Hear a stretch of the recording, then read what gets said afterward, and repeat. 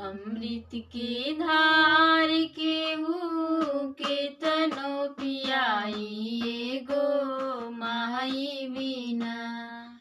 अमृत के धार केहू के तनो पियाई गो माई बिना। कैसे करे जावा जुड़ाई भाई गो माई बिना।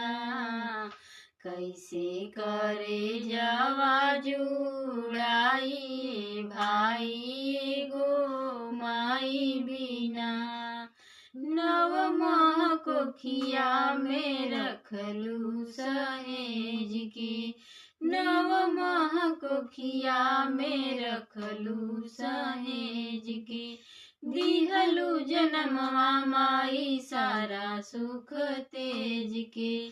दिहलू जनमवा माई सारा सुख तेज के। अचरा ओढ़ा के केहू दूधवा पियाई गो माई बिना।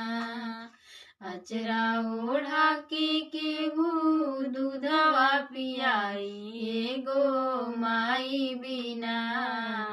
कैसे करे जावा जुड़ाई भाई गो माई बिना।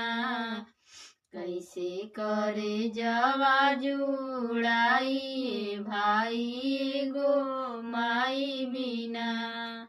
अमृत के धार केहू के तनो पियाई गो माई बिना। अमृत के धार केहू के तनो पियाई गो माई बिना। कैसे करे जावा जुड़ाई भाई गो माई बिना। कैसे करे जावा जुड़ाई भाई गो माई बिना।